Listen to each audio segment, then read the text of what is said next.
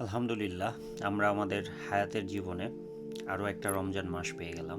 আল্লাহ তাআলা সূরা বাকারার 183 নম্বর আয়াতে আমাদের উপর রোজাকে ফরজ করেছেন এবং যেন আমরা এই মাসে তাকওয়া অর্জন করতে পারি সেই নির্দেশনা দিয়েছে।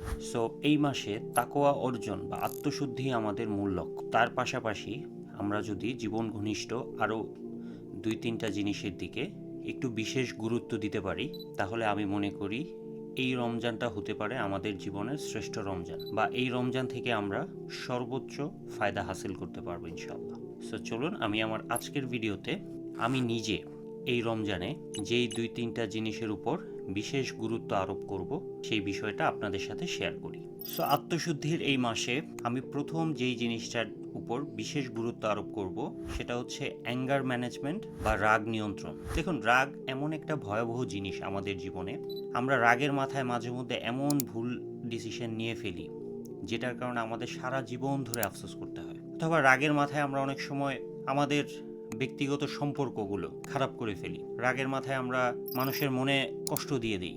রমাদানে কিন্তু আমরা বিশেষভাবে চেষ্টা করি যে একটু নিজেকে নিয়ন্ত্রণ রাখার, রাগ না করার। এবং হাদিসেও কিন্তু এই ব্যাপারে এসেছে যে কেউ যদি কোনো রোজাদারের সাথে ঝগড়া করতে আসে তখন সে যেন বলে যে আমি রোজাদার। তো রোজা অবস্থায় কিন্তু আমরা সবাই কম বেশি চেষ্টা করি কারোর সাথে রাগ না করার, মেজাজ খারাপ না করার। রমাদানের এই শিক্ষাটাকে যদি আমরা রমাদানের বাইরেও সারা বছর কন্টিনিউ করতে পারি, তাহলে আমি বিশ্বাস করি ইনশাআল্লাহ আমরা একজন বেটার মুসলিম এবং বেটার মানুষ হয়ে উঠতে পারবো। এবং মনোবিজ্ঞানও কিন্তু একই কথা বলে যে আপনার যখন রাগ উঠে কোনো বিষয়ে, আপনি যখন উত্তেজিত হয়ে যান, তখন এক নাম্বার বিষয়টা হচ্ছে রাগ আসে হচ্ছে ইগো থেকে। আমাদের ভিতরের যে আমিত্বের যে ব্যাপারটা আছে, আমাদের নফসের যে বিষয়টা আছে, রাগ মূলত আসে কিন্তু সেখান থেকে। তো আমরা যদি একটু এই বিষয়টার দিকে নজর রাখি যে আমি আমার ইগোকে জিততে দিব না, এবং শুধু রাগের সময় আমরা এই দুইটা বিষয় একটু খেয়াল রাখবো যে আমরা আমাদের ইগোকে জিততে দিব না। রাগ উঠলে সাথে সাথে রিয়াকশন করব না। মানে কেউ আমাকে কোনো একটা কথা বলেছে, কেউ একটা ধমক দিয়েছে, আমি সাথে সাথে তাকে প্রত্যুত্তর দিতে যাব না, একটু নিজেকে সংযত করার চেষ্টা করব। সো আমরা এই রমাদানে সেকেন্ড যে জিনিসটার দিকে বিশেষ গুরুত্ব আরোপ করব সেটা হচ্ছে আমাদের স্বাস্থ্য। আল্লাহর দেয়া আমাদের যত নেয়ামত আছে তার মধ্যে সবচেয়ে অন্যতম হলো আমাদের স্বাস্থ্য। তবে দুঃখের বিষয় হলো আমরা আমাদের এই নিয়ামতটারই সবচেয়ে বেশি অবহেলা করি। অসুস্থ হওয়ার আগ পর্যন্ত কখনো ফিলই করি না যে আসলে আমাদের স্বাস্থ্যের গুরুত্ব বা স্বাস্থ্যের যত্ন নেওয়া উচিত। এবং সুস্বাস্থ্য মেনটেন করার জন্য আমাদের খাওয়া দাওয়া বা ডায়েট হচ্ছে একটা গুরুত্বপূর্ণ দিক। সো আমরা এই রামাদানের সিয়াম পালনের সময় আমরা দিনের বেলা যেভাবে পানাহার থেকে বিরত থাকি, আমরা যেভাবে আমাদের ক্রেভিংসগুলোকে কন্ট্রোল করি, আমরা আমাদের রামাদানের এই শিক্ষাটাকে যদি সারা বছর কন্টিনিউ করতে পারি, আমাদের যে খারাপ খাদ্যাভ্যাস আছে, আমাদের যে ফাস্টফুড খাওয়ার অভ্যাস, আমাদের যে প্রসেস ফুড খাওয়ার যে অভ্যাস, বাজে খাবারের প্রতি যে আমাদের আগ্রহ, এটা কিন্তু আমরা এই রামাদানের এই শিক্ষাটা থেকে কাজে লাগিয়ে, রামাদানে যেভাবে আমরা আল্লাহর ভয়ে খাবার থেকে বিরত থাকি দিনের বেলা, সেই জিনিসটাকে কাজে লাগিয়ে, সেই ট্রেনিংটাকে কাজে লাগিয়ে সারা বছর কিন্তু আমরা আমাদের স্বাস্থ্যের যত্ন নিতে পারি বা আমরা আমাদের ডায়েটটাকে ঠিক করে ফেলতে পারি। সো এই রমাদান থেকে, এবং যে কোনো অভ্যাস, যে কোনো খারাপ অভ্যাস পরিত্যাগ করার জন্য বা নতুন কোনো ভালো অভ্যাস গড়ে তোলার জন্য সায়েন্টিফিক্যালি 21 থেকে 44 দিন বলা হয় যে সেই জিনিসটাকে রিপিট করলে নতুন একটা হ্যাবিট, ভালো হ্যাবিট বিল্ড হয়। সো আমরা যেহেতু রামাদানের 30 দিন রোজা রাখবো, সো আমরা আমাদের রামাদানের এই জিনিসটাকে কাজে লাগিয়ে ইনশাল্লাহ আমরা আমাদের ডায়েটটাকে ঠিক করে ফেলবো, অর্থাৎ আমরা আমাদের স্বাস্থ্যের যত্ন নিব। 3 নম্বরে এই রামাদানে আমি বিশেষ যেই বিষয়টার প্রতি গুরুত্ব দিতে বলবো সেটাকে আমি নাম দিয়েছি হার্ট ডিটক্স, বা আমাদের অন্তরে যেই হিংসা বিদ্বেষ, অতীতের দুঃখ কষ্ট, যে বিষয়গুলো নিয়ে আমরা বসবাস করি, সেই জিনিসগুলোকে ডিটক্স করার, সেই বিষগুলোকে ঝেড়ে ফেলে দেওয়ার, বিষমুক্ত করার চেষ্টা করবো এই রামাদানে।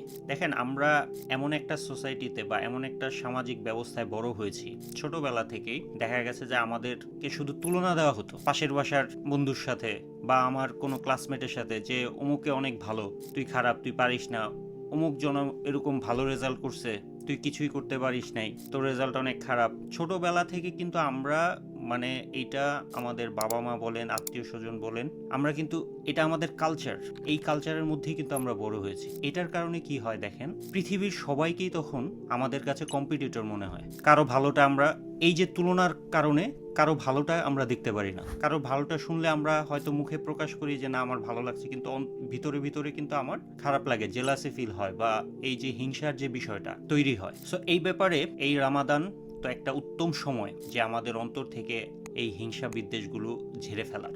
এবং এই ব্যাপারে সেদিন আমি একটা ভিডিও দেখছিলাম, ভিডিওর যে কথাগুলো আমার খুব বেশি ভালো লেগেছিল, আমি সেই কথাগুলো আপনাদের জন্য এখানে আবার একটু মেনশন করি। সেটা হচ্ছে তিনি বলছিলেন যে দেখেন, আমরা কিন্তু আমাদের জীবনে আমরা আমাদের কম্পিটিটর, কারোর সাথে আমাদের কোনো কম্পিটিশন নেই। আমরা সবাই আমাদের জীবনে আমাদের নিজেদের জার্নিটা করছি। মানে আমার জেতার জন্য কারো হারার প্রয়োজন নেই। মানে সমুদ্রটা এত বড় যে আমরা সবাই যদি একসাথে নৌকা নিয়ে নামি, তারপরেও কিন্তু অনেক জায়গা ফাঁকা থাকবে। সো সেরকমভাবে আল্লাহর নিয়ামতের ভান্ডার বা দুনিয়াটা এত বিশাল, আমরা নিজেদের লক্ষ্যের দিকে যদি ফোকাস থাকে, নিজেদের লক্ষ্যের পূরণের পিছনে যদি পরিশ্রম করি, মানুষের দিকে দেখে হিংসা করার তো আমাদের সময়ই নেই। সো আমি বলবো যে রামাদানের এই আত্মশুদ্ধির এই মাসে আমরা আমাদের অন্তরগুলোকে হিংসা বিদ্বেষ মুক্ত করার বিশেষভাবে চেষ্টা করব। এবং হাদিসেও কিন্তু এই ব্যাপারে এসেছে যে যার অন্তরে সরিষার দানা পরিমাণ হিংসা থাকবে সে কিন্তু জান্নাতে যেতে পারবে না। সো এই রামাদানে আমরা বিশেষভাবে এই দিকটার দিকে গুরুত্ব দিব ইনশাআল্লাহ। সো এই রামাদানে ইনশাআল্লাহ আমি এই 2-3টা জিনিস এর প্রতি বিশেষ গুরুত্ব আরোপ করব, এবং আমি বিশ্বাস করি যে এই 2-3টা জিনিস আমরা যদি এই রামাদান থেকে অর্জন করতে পারি, এটা আমাদেরকে পরবর্তীতে বেটার মানুষ হওয়ার ক্ষেত্রে অনেক বেশি হেল্প করবে। সো এই ভিডিওটা কেমন লাগলো অবশ্যই কমেন্ট করে জানাতে ভুলবেন না, এবং ভিডিওটা শেয়ার করবেন। দেখা হবে অন্য কোনো একটা ভিডিওতে, অন্য কোনো টপিকে। সেই পর্যন্ত অনেক বেশি ভালো থাকুন। আল্লাহ হাফেজ।